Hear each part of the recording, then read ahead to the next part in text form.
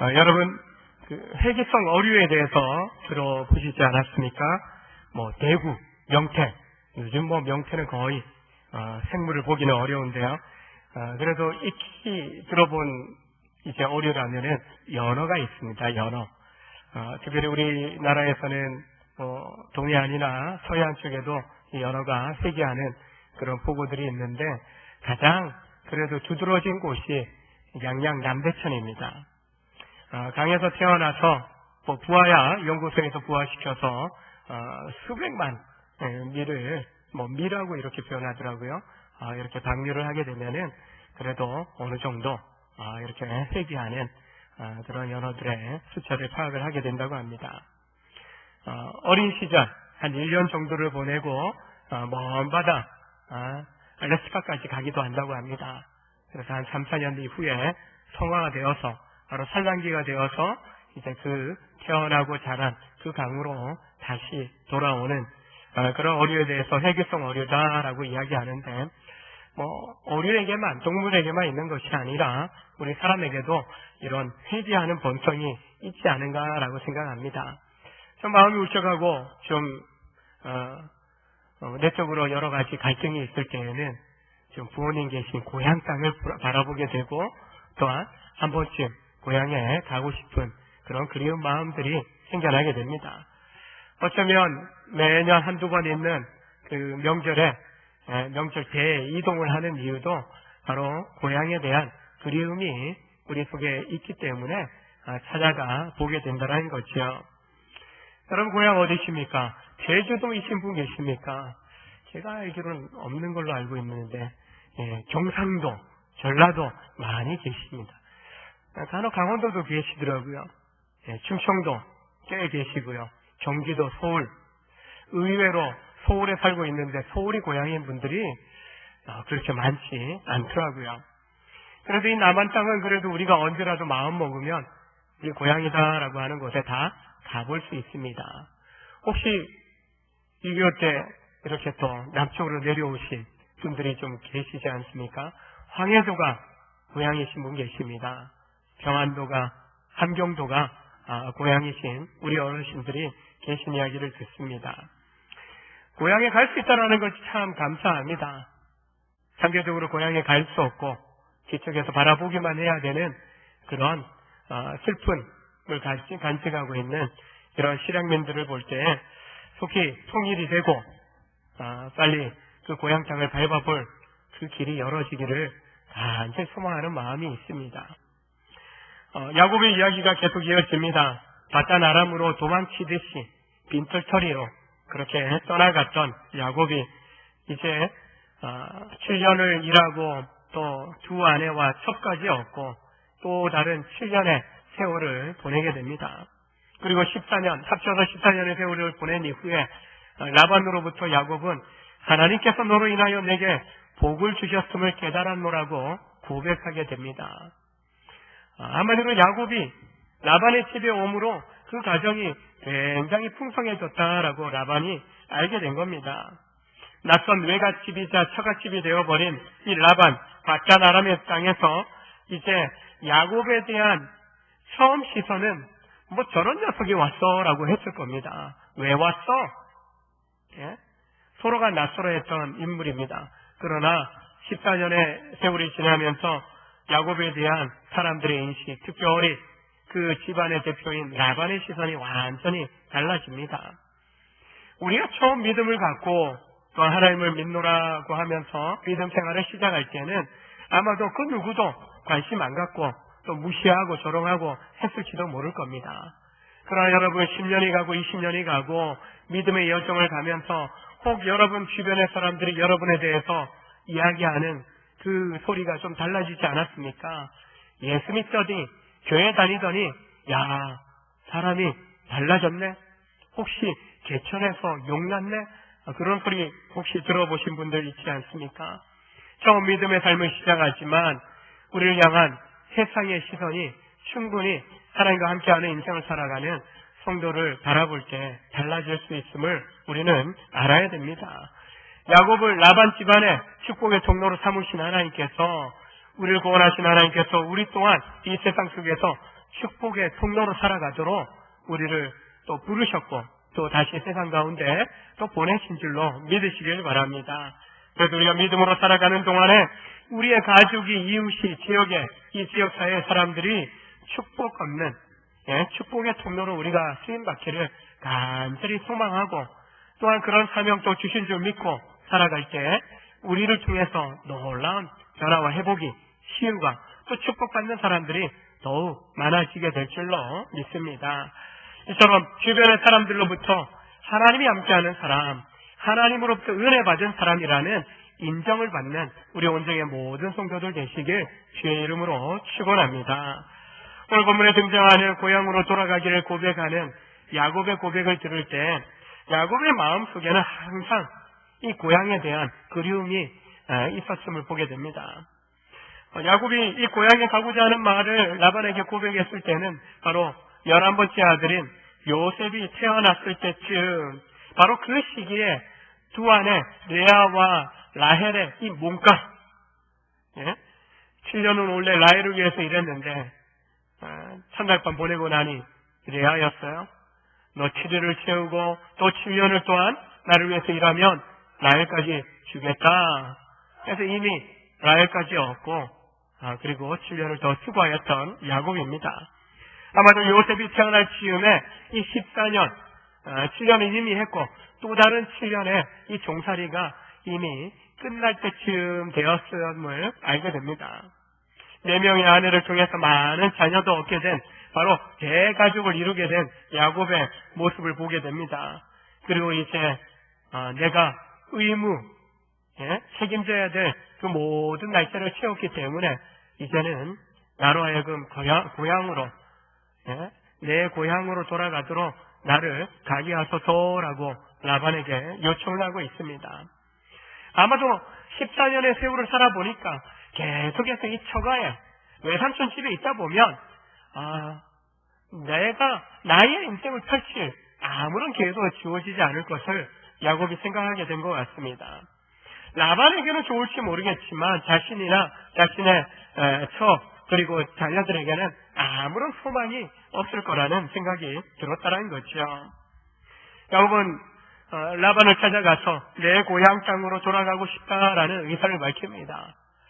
우리는 살아가면서 내게 자신이 있어야 될 자리, 내가 돌아가야 할 곳이 있다라는 것이 우리의 큰 위로가 되면서 내가 어디에 서 있어야 될지, 어디로 돌아가야 될지를 우리는 마음 깊숙이 새겨놓고 살아갈 때 삶의 인생을 바라보는, 또 인생을 살아가는 내용 자체가 좀 달라질 수 있음을 보게 됩니다. 실제로 유목 생활을 하는 사람들은 나그네 인생을 살았음을 봅니다. 아브라함이나 이삭이나 야곱이나 요셉이나 그들은 다 목축을 냈던 유목민이었습니다. 정착하는, 콘크리트 집을 짓고 벽돌을 쌓은 집을 짓고 사는 것이 아니라 언제라도 떠날 수 있는 천막을 치고 텐트 생활을 했던 사람이 유목민들입니다. 실제로 유목민들에게 그들의 종족들은 중요하지만은 고향에 대한 의미는 크게 아무런 의미가 없었습니다. 그래서 실상 야곱에게 있어서 고향으로 돌아간다라고 할 때 고향 가나안으로 돌아가나 이 바사나랑 하란 땅에서 사나 그게 아닌가라는 그런 생각을 할 수 있었더라는 거죠. 그리고 지금 종살이긴 하지만 그래도 대가족을 이루고 나름 먹고 살만한 그런 환경 속에 살고 있더라는 것입니다. 굳이 고향으로 돌아가지 않아도, 또 만약에 굳이 이제 고향으로 돌아간다 하더라도 이 많은 대가족을 이끌고 이 위험한 이 여행의 모험을 했어야 되는 거죠. 그리고 형의 마음이, 에서의 마음이 어떠한지 알 수 없고 또 형 에서로부터 위협당할 수 있는 그런 위기가 아직도 남아 있었더라는 거죠. 그럼에도 불구하고 야곱이 고향으로 돌아가려고 한 것은 너무 고향땅에 가고 싶은 향수병에 걸려서 그런가? 그건 아닌 것 같습니다. 야곱이 베델에서 하나님과 언약을 맺지 않았습니까? 야곱은 그 언약을 늘 기억하고 가슴에 새겨놓고 살았음을 보여주고 있습니다. 자신에게 약속된 가나안 땅, 자신과 자신의 자손들을 통하여 그 땅을 주시겠다, 그 땅에 정착하고 그 땅에서 동서남북으로 퍼져가면서 그 자손들을 통하여 모든 민족이 복되게 하겠다. 참 놀라운 약속을 주셨다는 거죠. 그 놀라운 약속 받았는데 그걸 잊어버릴 사람이 어디 있겠습니까? 이제 그 약속된 그 땅으로 돌아가서 하나님의 축복대로 번성하는 언약의 가문을 이루고 또한 또 다른 민족들을 복되게 하는 삶을 살기 원하는 그런 소망함이 이제 의무기간이 다 채워지면서 불현듯 솟구치듯이 생각나게 된 것입니다. 라반 곁에서 안일하게 한낱 종살이하는 것에 안주하지 않습니다. 단순히 그냥 먹고 사는 정도에 만족하지 않은 것입니다. 오히려 하나님의 약속을 믿었고요. 하나님의 약속을 이루어가는 그 삶에 대한 모험을 하고 싶고 도전하고 싶은 그런 열정이 다시 일어나게 된 것입니다. 그렇다고 고향 땅이 도피처는 아닌 거죠. 또 믿는 우리에게 영원한 천국을 우리에게 약속해 주셨는데 이 땅의 삶이 너무 고달프니까 빨리 천국 가야지, 천국으로 도망가야지, 천국이 또 도피처는 아닌 것을 보게 됩니다. 우리도 이 땅 살아가면서 나름 사업을 하고 직장 생활을 하고 가정을 꾸려가면서 나름 우리가 이 땅에서의 행복한 삶을 누리고 있지 않습니까? 그럼에도 우리가 성도로서 천국 백성으로서 기억해야 될 것은 하나님 약속으로 주신 하늘 본향을 사모하며 그 본향에 들어가기를 힘써야 한다는 것입니다. 본향을 향해 가는 이 믿음의 인생길이 살아보니까 어떻습니까? 결코 만만치 않습니다. 힘들어요. 믿음 없을 때나 믿음을 가지고도 참 쉽지 않다라는 거. 누구나 그냥 좀 아무런 문제 없이 잘 흘러갔으면 좋겠다라는 생각이 큰데 늘 문제가 염려와 근심이 우리 앞에 계속 도전해 오듯이 우리를 막아서고 우리 앞을 가로막는 것을 보게 됩니다. 앞서 말씀드린 것처럼 회귀하는 연어도 만만치 않아요. 바다에서는 어부들을 상대로 그물에 안 걸리고 낚시에 안 걸리고 살아남아야 강어기에 도착하는데 강어기에 도착하면 낚시꾼들 그 낚싯바늘을 피해 가야 됩니다. 그리고 이제 강을 거슬러 올라가면서 물살을 헤쳐가면서 돌에 풀에 이리저리 상처를 입으면서 내가 원하는 그 지점에 가서 자갈 속에 이제 산란을 하게 되는 거죠. 그리고 이 대장정의 여정을 이제 마무리 짓고 이제 장렬하게 죽게 되어집니다. 하늘 본향을 향해서 가는 우리의 인생도 마찬가지입니다. 쉽지 않아요. 핍박이 있고 시험이 있고 믿음 때문에 예수 때문에 고난당하는 것이 복이 있다라고 하지만 누가 고난당하고 힘든 인생 가기를 원합니까? 그러나 믿음의 사람들을 볼 때 많은 고난이 여전히 우리 앞에 놓여져 있고 또한 시험과 환난이 기다리고 있고 마지막 때 이 영적인 전쟁을 싸워가는 이때 더 크고 큰 환난들이 우리 앞에 다가오고 있다라고 성경은 경고해주고 있습니다. 성경의 믿음의 선배들을 보면 생명의 위협까지 복음 때문에 그들이 당하는 것을 보게 됩니다. 이런 어려움이 있지만 그럼에도 불구하고 일시적이고 유한한 이 땅에서의 삶에 안주하지 않고 우리 성도들은요 영원한 생명이 보장되어 있는 본향 천국을 향해서 우리는 들어가고자 힘써야 한다는 것입니다. 남녀일과도로 선교하다가 29살에 순교한 짐 엘리엇이라는 미국 선교사가 있습니다. 대학 때부터 열심히 복음을 믿고 복음을 전하고 나 선교하리라 기도에 또 동역자들과 함께 준비하고 에콰도르에 들어갔지만 얼마 되지 않고 원주민들에 의해서 죽임을 당하게 됩니다. 그가 죽고 난 이후에 그의 일기와 여러 글들 속에 이런 글이 발견되어졌습니다. 결코 놓치지 말아야 하는 것을 얻기 위해 언젠가는 놓아야 할 것을 포기하는 사람은 현명한 사람이다. 결코 놓치지 말아야 돼. 반드시 붙잡아야 하는 것을 위해서 언젠가는 놔버려야 될 것을 포기할 수 있는 사람, 그 사람이 진정으로 현명한 사람이다. 다른 표현으로요, 영원한 것을 얻고자 영원할 수 없는 것을 버리는 자는 바보가 아니다. 하나님의 영원한 약속을 가슴에 품고 있었던 야곱입니다. 그래서 바단 아람에 이제는 좀 정착하고 안주하게 된 그 삶에 그가 머물지 않고요. 가나안까지 가는 혼자 올 때야, 홀홀단신 올 때는 쉬울 수 있어요. 그러나 대가족을 이끌고 어린 자녀들을 이끌고 간다는 건 쉬운 여정이 아닙니다.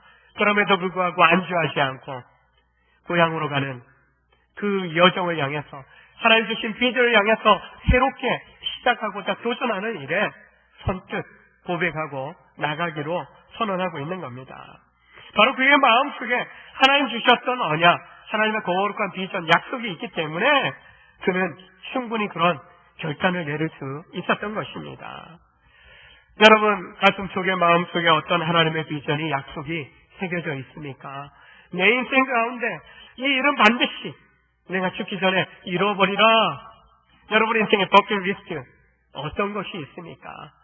성부 영신 예배 때, 연초에 금요기도 때 버킷리스트 좀 적어보시고 기도하면서 정말 올해 5년 후에 10년 후에 내가 이것을 꼭 이루어버리라, 그런 목표들을 한번 세워보시라고 했는데 벌써 이제 10월이 다 갑니다.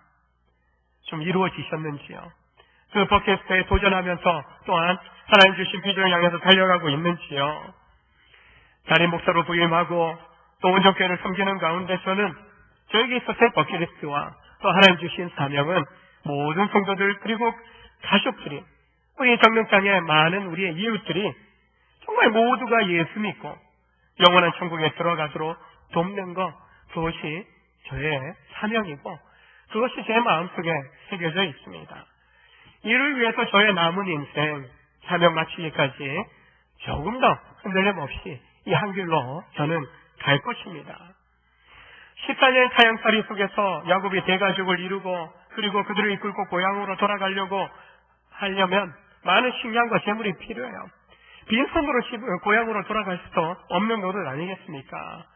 그럼에도 불구하고 외삼촌, 장인, 내가 14년 동안 그래도 수고했는데 가정을 이루긴 했지만 내가 돌아갈 재물을 좀 주십시오. 그런 요구 전혀 야곱이 하지 않습니다. 하나님에 대한 신뢰가 있었기 때문입니다. 고향 땅을 떠나오면서 베델에서 하나님을 경험하고 인생의 모험을 시작했던 야곱입니다. 낯선 땅에서 14년을 살아왔던 야곱입니다. 그냥 세월을 보낸 것이 아닙니다. 최선을 다해서 열심히 그의 인생을 살았습니다. 가정도 자녀도 이룰 뿐만 아니라 그 속에서 하나님이 약속하신 대로 나와 함께 하심을, 하나님이 나를 떠나지 않고 그 낯선 땅에서도 여전히 나를 통해서 이 집안을 복주고 계시다라는 것을 깨닫게 하시는 거죠. 창세기 28장에 보면 야곱이 하나님의 언약을 받은 이후에 베고 잤던 돌을 세우고 기름을 붓고 예배드린 이후에 하나님 앞에 서원하며 기도합니다. 하나님이 나와 함께 계셔서 내가 가는 이 길에서 나를 지키시고 먹을 떡과 입을 옷을 주시어 내가 평안히 아버지 집으로 돌아가게 하신다면 여호와께서 나의 하나님이 되실 것이요 라고 고백을 합니다. 이미 하나님이 나의 언약의 하나님이십니다. 약속의 하나님이십니다. 내가 앞으로 살아갈 모든 여정 가운데 내 아버지 집에 고향에 돌아가기까지 하나님 먹을 거, 입을 거, 내 삶의 모든 필요한 거 하나님 채워주십시오. 함께해 주십시오라고 기도했던, 소원하며 고백했던 야곱입니다. 하나님은요, 바단-아람에서의 그의 여정 가운데 그 약속을 이루어 주신 겁니다. 그런 놀라운 하나님의 은혜를 경험했기에 라반에게 손빌리지 않아요. 세상 사람들에게 손빌리지 않아요. 하나님이 나와 함께 하실 것을 믿기 때문에 내가 가는 모든 여정 가운데 하나님이 함께 하시고 채워주시리라는 놀라운 약속을 그는 믿게 된 것입니다. 야곱에게는 하나님의 도우심에 대한 확신이 있었습니다. 그가 이제 더 머물기 원하는 라반의 요청에, 품삯을 정하라는 요청에 따라 품삯을 정하는 것에 보입니다. 야곱이 제시하는 품삯은 실제로 남겨두려고 하는 이유도 무엇입니까? 이 풍요로워진 자기의 집안을 더 풍성하게 부르축적하고자 하는 욕심이 라반에게 있는 겁니다. 좀 더 또 잘 대우해주겠다, 그렇게 이야기하지만 가봐야 하는 거예요. 이미 지나온 14년 세월 속에서 야곱의 고백을 보게 되면은 이미 몇 번이고, 이 품삯과 이 계약의 문제에 있어서 바꿔치기했던, 사기꾼 야곱보다도 더 사기꾼인 사람이 라반이었다라고 할 정도로, 한마디로 자기 사위와 같고 조카인 이 야곱을요 가지고 논 거예요. 이리저리 주면 자기 궁리에 맞게 조종했던 사람이 라반이라는 겁니다. 이제 또 품삯을 정하라고 하지만 어찌 될지 모르는 거죠. 이번에는 야곱이 좀 장깨를 씁니다. 그러나 장깨로 끝날 수 있고 또한 제대로 안 된다면은 영원히 그냥 종살이 해야 될 판입니다. 그가 품삯 계약을 맺으면서 제시하는 것을 보면 절대적으로 불리한 그런 조건부 분배 방식의 그런 방법을 제시하고 있는 것을 보게 됩니다. 라반으로 볼 때에는요, 이거 당연하지. 이런 조건을 받아들이지 않으면 정말 바보, 멍청이가 되는 거예요.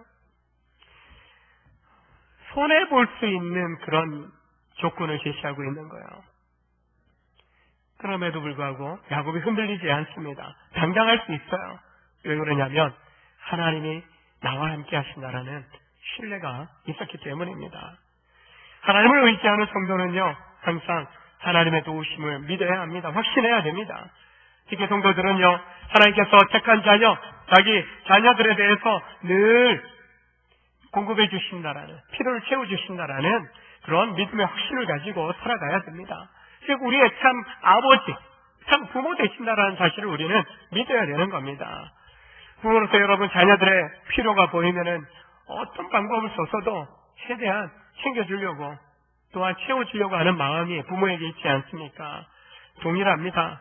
하나님께서도 택한 백성을 살펴보시고 감찰하시면서 그 택한 백성들의 필요를 채워주시는 자비로우신 아버지 하나님이시라고 성경은 우리에게 보여주고 있는 것입니다. 마태복음 6장의 산상수훈 말씀 속에서도 하나님은 하늘을 나는 새도 새 한 마리도 들에 피는 풀 한 포기까지도 기르시고 입히시는 자비하신 하나님이시다라고 말씀합니다. 그 자비롭고 신실하신 하나님께서 택한 자녀들을 세밀하게 살피시고 언제라도 그 필요를 채워주시는 그런 하나님이시다라고 말씀해주고 있는 겁니다. 그래서 여러분 우리가 하나님의 자녀로서 성도로서 살아가는 동안에 뭘 입을까, 뭘 먹을까, 뭘 마실까 이런 염려 우리 주님은 산상수훈의 말씀을 통해서 하지 마라. 그럼 이도 없는 사람들이 고민하고 걱정하는 거지. 먼저 주의 나라 주의를 구하고 주의 택한 자녀된 너희는 저 풀 한 포기도 공중에 하는 새도 먹이고 입히시는 하나님이신데 하물며 내 택한 백성 내 자녀에 대해서 내가 방치해두겠냐? 역설적으로 그렇게 말씀하시면서 먼저 그의 나라 그의 의를 구하라. 그리하면 이 모든 것에 대하여 더하여 주시겠다. 안 떨어지기만 찰랑찰랑 안 떨어지기만 채워주시겠다가 아니라 더하여 주시겠다. 풍성케 하시겠다라고 약속해 주고 있는 것입니다. 하나님의 도우시고 채워주시는 이 약속의 말씀을 믿음으로 여러분의 인생 속에서 내게 주어진 이 인생의 날들을 정말 신실하게 성실하게 최선을 다해서 살아가는 여러분 되시길 주의 이름으로 축원합니다. 특별히 본향을 향해서 가는 믿음의 이 야곱에게 있어서 그의 이 하란 땅 바다나람에서의 삶을 보면은 다 이 라반의 고백을 보더라도 그리고 야곱 자신의 고백을 통해서 보더라도 그는 그 땅에서 축복의 통로된 복이 된 삶을 살았다는 겁니다. 종종 자영업을 하시고 사업을 하시는 분들을 보면 야 이거 새로운 낯선 사람들 쓰는 것보다 일꾼 쓰는 것보다 내 가족이 내 친족들을 함께 일하는 동업자로 쓰는 게 더 유익하다라는 이야기를 합니다. 주 52시간제 이런 고용 여건이 변화된 것도 있고요. 그리고 인건비가 많이 오른 것도 그런 이야기, 그런 상황을 이제 이끌어내게 된 것으로 볼 수 있습니다. 그러나 이야기를 들어보면 가장 큰 이유 중에 하나가 내 맘같이, 내 일같이 해주는 사람이 그렇게 없다는 거예요. 나는 뭔가 사업을 받고 일을 받아서 열심히 최선을 다해서 일해주고 신뢰를 쌓아가야 되는데 뭔가 내 맘같이 진정성 있게 성실하게 신실하게 일해주는 사람들을 만나기가 쉽지 않다는 겁니다. 너무나도 좋은 일꾼 찾기가 어렵다는 것입니다. 라반의 경우가 그런 거예요. 14년 동안 조카 이 야곱이 일하는 것을 보니까 내 마음에 쏙 드는 거예요. 예? 야곱 때문에 하나님이 자기 집을 복 주신 것도 있는데 14년 동안 한결같은 마음으로 성실하게 신실하게 가르쳐주지 않아도요. 예? 하나하나 체크하지 않아도요. 모든 것들을 자기 스스로 잘 감당했던 일꾼이 야곱이었던 겁니다. 생각해 보니까 이 복덩어리가 갑자기 떠난다고 하니까 불안해지는 거예요. 노아 같은 복덩어리가 없는데, 노아 같은 일꾼이 없는데 라반에게 있어서는 이것도 이만큼 쌓았는데 다시 내리막으로 내려가는 거 아니야? 라는 그런 염려가 생길 수 있는 거죠. 18년 동안 지켜본 야곱은 라반에게 있어서 축복의 통로였던 겁니다. 자신의 생각보다 더 놀랍게 일을 해준 사람이에요. 실제로 자기 집안의 살림을 늘려주고 더 부유케 하는 일에 내일도 아님에도 불구하고 최선을 다했던 사람이 야곱이었던 것입니다. 야곱의 모습을 본 라반이 하나님께서 야곱 너를 통해서 우리 집을 복되게 해주셨다. 이제 내가 그것을 깨달았다라고 고백을 합니다.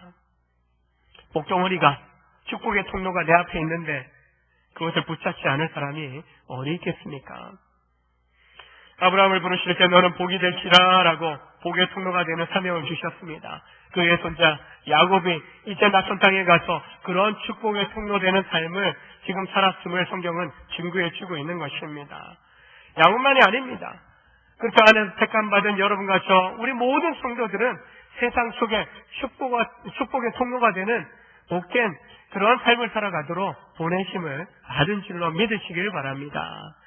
우리 옆 사람 보면서 이렇게 한번 고백해 보겠습니다. 당신은 복된 사람입니다. 당신은 축복의 통로입니다. 나중에 29절 이후로 보게 되면요, 야곱이 이야기합니다. 삼촌, 나 때문에 지금 삼촌이 잘 되는 거예요. 하나님이 나를 특별한 축복의 통로로 나를 이 집안에 보내신 거예요. 이미 삼촌이 그렇게 고백했으니까요. 그 고백을 받아갖고 더 확신 있게 이야기해요. 내가 그동안 못해준 거 뭐 있어요? 얼마나 최선을 다했어요. 하나님이 나와 함께 하시기 때문에 내가 있는 곳, 나와 가까이 하는 사람, 그들이 복을 얻게 되어 있습니다. 꼭 임상과 관련해서 뭔가요? 예, 뭐 좀 같이 의논할 때, 타협을 할 때, 나의 몸에, 나의 어떤 좀 능력의 가치를 좀 높이고자, 그렇게 이제 협상을 하고 있는 듯한, 그런 모습이 본문에 등장하는 겁니다. 라반에게 있어서는요, 고향 땅으로 돌아가겠다라고 하는 야곱 붙잡고 싶어요. 예? 내가 책임지지 않아도 알아서 책임 다 감당해주는 그런 야곱이에요. 너 나를 정말 사랑스럽게 여긴다면, 좋게 여긴다면 좀 그냥 그대로 여기 안주해서 살자. 더 부리고 싶은 마음이 있는 거예요. 우리 집안이 잘 되고 싶은 욕심이 있는 거예요. 그러나 야곱은 품삯을 정하라고 하는 그 요청에 덥석 이제 또 받아들이긴 해요. 부일품으로 갈 수는 없으니까. 그러나 라반이 제시하는 그 품삯을 정하라는 그 이야기 속에는 여전히 또 사기성 있는 그런 요청이기도 한 것입니다. 그가 어떤 인물입니까? 자기 두 딸을 자기 위를 위해서 공짜로 야곱을 부리려고 두 딸을 팔아먹은 거 아닙니까? 야곱을 여러 번 거쳐서 속였던 인물이 바로 라반입니다. 재물을 밝히는 라반이 축복의 통로되는 이 야곱을 붙잡고자 네가 원하는 대로 품삯을 정해라, 이렇게 요청을 한 겁니다.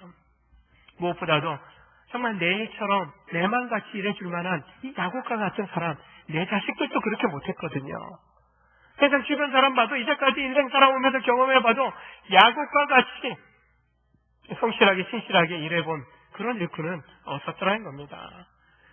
라반이 야곱을 지금 인정하고 있는 것입니다. 여러분, 세상에서 살아가면서 어떻습니까? 사업을 경영하면서, 직장생활을 하면서, 또 가정을 또 이루어가면서 여러분 어떤 자세로 일하고 계십니까?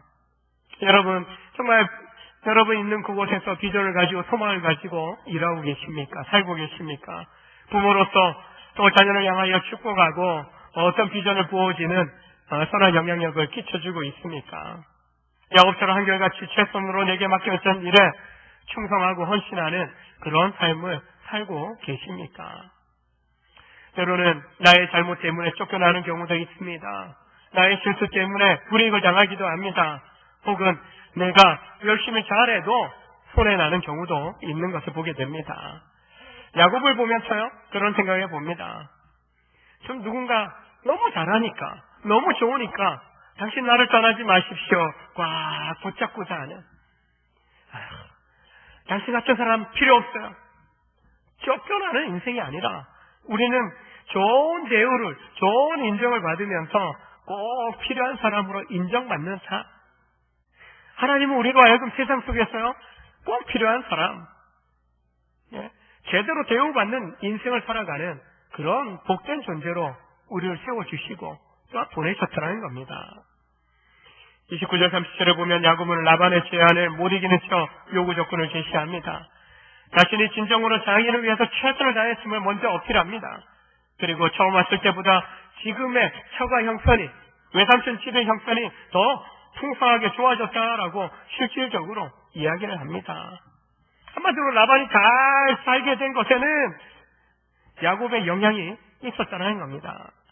그리고 야곱은 라반에게, 라반이 시인한 대로 바로 모든 풍요로움이 여호와 하나님께서 야곱 때문에, 야곱을 보시고 그에게 내려주신 것이다 라고 이야기합니다. 이런 모습이 어디에 또 나타납니까? 창세기 39장에 가면요, 그의 11번째 아들 요셉이 바로 보디발의 집에 노예로 팔려갑니다. 종살이 합니다. 근데 요셉에게 그 집안의 모든 것들을 맡길 정도로 다 맡겼을 때, 또 잘하니까 맡겼더니 정말 그 집안이 날로 번성하는 놀라운 그런 복을 보디발이 고백합니다. 하나님이 이 아이와 함께하는 것을 보았다라고 고백합니다. 불신한 이방인의 눈에도 하나님의 사랑, 하나님의 자녀가 정말 하나님이 함께하심으로 놀라운 능력을 행하고 있음을 보았다라는 거예요. 제가 라반이 그렇게 고백하고 있고 그 고백을 받아서 삼손이 인정한 것처럼 하나님이 바로 나와 함께 하시고 나 때문에 이 집안을 복되게 하신 겁니다 라고 자신 있게 그가 이야기한 겁니다. 특별한 축복의 통로로 그가 세움을 받았고, 특별한 축복의 통로로서 그 집안에 선한 영향력을 끼쳤음을 이야기하는 겁니다.